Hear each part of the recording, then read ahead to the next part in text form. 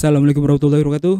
Kembali lagi di Metropolitan Immortals bersama gua Alvan. Kalian udah pernah dengar belum cerita horor populer Jepang yaitu Yotsuya Kaidang yang termasuk dalam Hyaku Monogatari? Kalau belum, ini dia ceritanya. Sebelum itu gua mau disclaimer dulu. Misalkan ada beberapa hal yang miss atau hal yang salah dari cerita gua, karena gue juga mengambilnya dari berbagai sumber yang ada di internet ataupun ada di video-video YouTube lain gitu. Oke, jadi gini ceritanya. Ada seorang perempuan bernama Oiwa yang sudah menikah dengan Tamiya Iemong yang merupakan seorang ronin, yaitu seorang samurai yang sudah tidak memiliki tuan. Pernikahan Oiwa dengan Tamiya Iemong sudah tidak baik-baik saja dan Oiwa berusaha untuk bercerai dengan Iemon. Dan bapaknya Oiwa yaitu Yotsuya Samon mendukung keputusan Oiwa untuk bercerai dengan Iemong. Kemudian suatu ketika terjadi pertengkaran yang hebat antara Samon dengan Iemong. Iemong pun berkonspirasi dengan mungkin temannya, ya, gue juga kurang paham di sini, seseorang yang bernama Naosuke untuk membunuh si Samon. Dan konspirasi mereka berhasil hingga Samon mati, dibunuh oleh mereka. Kemudian setelah membunuh Samon, Iemon dan Naosuke memberitahukan bahwa si Samon itu sudah mati, dibunuh oleh pencuri. Mereka berdua memberitahukannya kepada Oiwa dan Osode yang merupakan kakak beradik.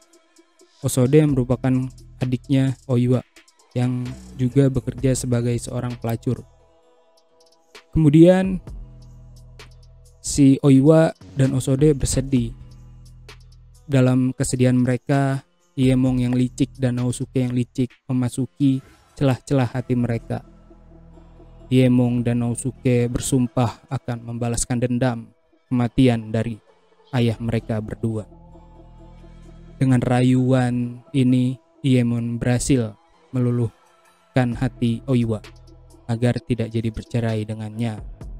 Dan begitupun Osode yang sebelumnya dia menolak Naosuke berkali-kali. Kali ini dia menyetujui si Naosuke untuk menikah dengannya. Padahal saat itu Osode sudah menikah dengan Yomoshichi.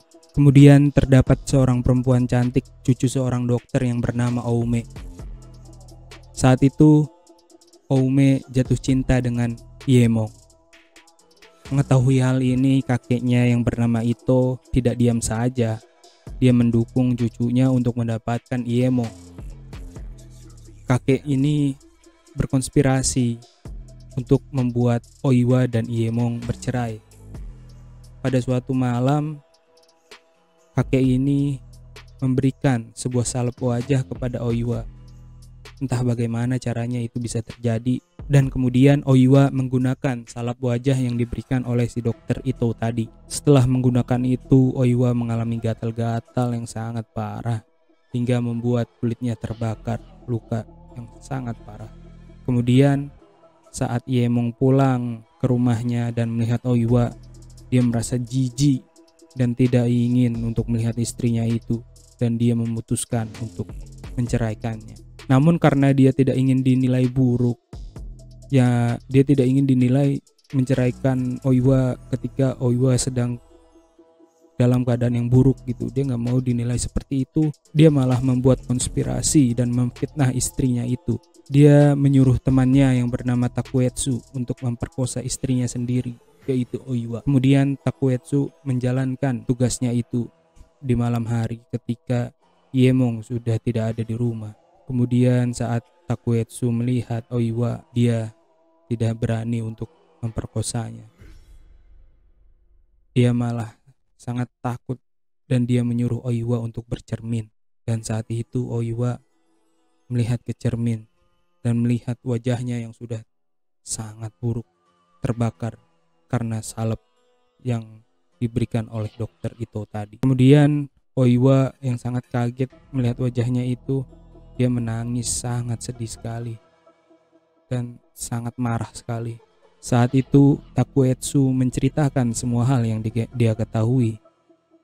Dia menceritakan kalau Iemon menyuruhnya untuk memperkosa Oiwa karena Oiwa sangat terlihat buruk rupa dan ingin bercerai dengannya. Mendengar hal itu, Oiwa sangat marah dan dia segera mengambil pedang yang ada di dekatnya untuk lari menuju Iemon untuk menghabisinya. Namun, Takuetsu berusaha untuk menghentikan Oiwa dan Oiwa berhasil menghindari Takuetsu. Namun yang terjadi adalah Oiwa terpleset dan pedang yang dia pegang tadi tidak sengaja menusuk ke kerongkongannya hingga ia mati. Dalam kematiannya itu, Oiwa mengutuk Iemon. Kemudian cerita berlanjut. Pada pagi hari, mayat Oiwa ditemukan oleh seorang pembantu, dan pembantu itu melaporkan kematian Oiwa kepada Iemon.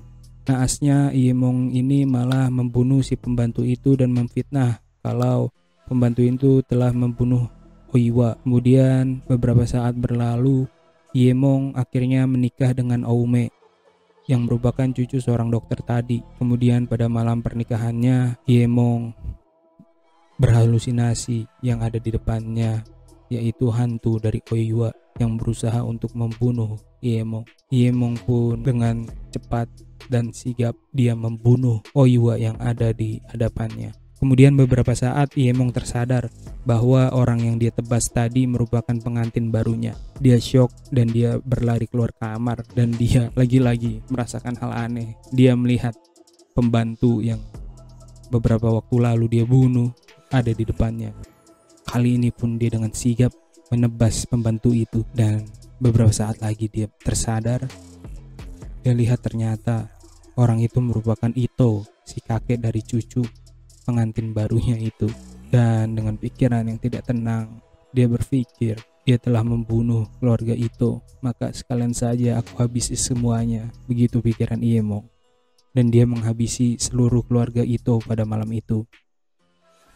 Kemudian cerita berlanjut menunjukkan Naosuke yang sedang berpura-pura atau menyamar menjadi seorang penjual belut di kanal Onbo. Kemudian Naosuke berusaha untuk mengancam Iemon agar mendapatkan surat berharga dari Iemon.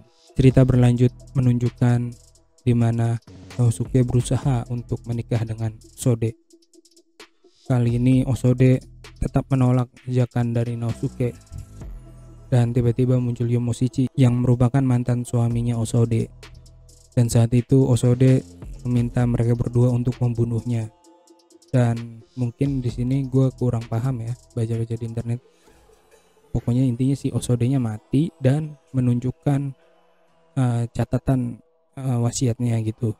Nah, si Naosuke ini nemuin catatan wasiatnya itu dan dia tahu kenapa Osode nggak mau nikah sama dia, karena sebenarnya Osode itu adalah adiknya si Naosuke. Jadi Oiwa itu juga saudaranya si Naosuke. Dan mengetahui hal ini, Naosuke bunuh diri. Kemudian cerita berlanjut lagi ke Iemon. Setelah menghabisi keluarga Ito tadi, hidupnya juga menjadi tidak nyaman. Dia banyak berhalusinasi dan dia memutuskan untuk pergi ke gunung untuk mencari kedamaian. Saat di gunung dia tidak bisa damai.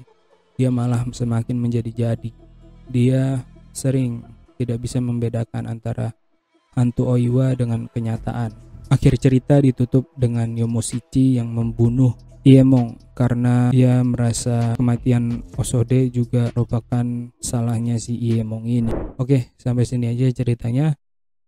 Kalau kalian ada request mungkin bahas kaidang yang lain bang, kaidang yang lain boleh.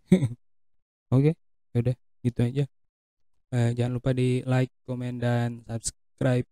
Oke, thank you for watching. Goodbye.